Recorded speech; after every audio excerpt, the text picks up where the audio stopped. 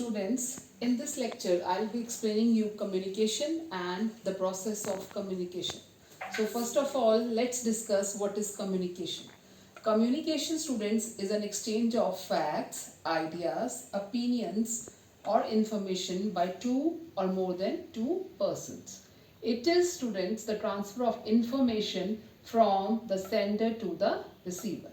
The sender sends the message or the information to the receiver, and the receiver receives the message, understands it, and gives the feedback.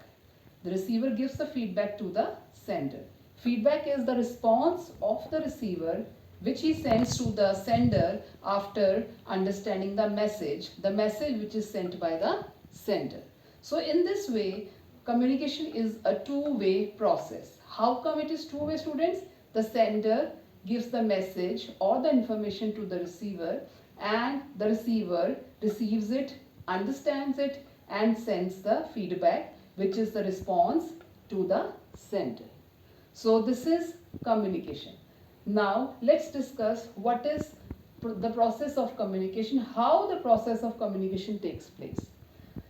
The communication process starts at the moment when an idea or an information strikes the mind of the sender. So, sender has an idea or some information which he wants to convey to the receiver. So, this step is called ideation. The very first step of the process of communication is called ideation. Ideation means the sender has an idea or some information in his mind which he wants to transmit to the receiver.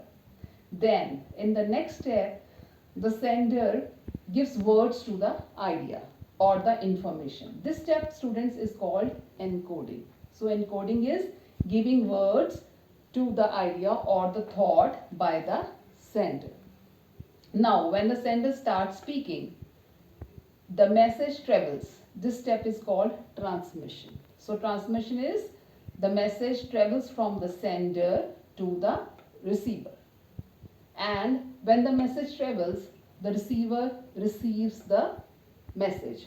This is called reception. Reception is the receiver has received the message sent by the sender. Now, after receiving the message, the receiver understands it. He decodes the message sent by the sender. This step, students, is called decoding. And then after understanding the message, the receiver gives the response to the sender, which is called feedback. So students, feedback is the response of the receiver to the sender. And this feedback is very important. The communication process becomes ineffective if the receiver does not send the feedback to the sender. So for the communication process to be effective, feedback is must. So I repeat once again. Basically, there are 5 steps in the process of communication. Number 1 is ideation, encoding, transmission, reception, decoding, and feedback. So ideation is the sender has an idea in his mind. He gives words to the idea or the information. This is called encoding. Then the message travels. This is called transmission. The receiver receives the message sent by the sender. This is called reception.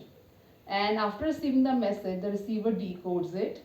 That means he understands the message. He translates the information into understandable language. And then the receiver gives the feedback to the sender. And then students, one thing more, sometimes there is a barrier in the process of communication. Let's take an example, noise is there. This can disturb the sender as well as the receiver. And this noise or any other barrier which is there can disrupt the process of communication. It can make the communication process ineffective.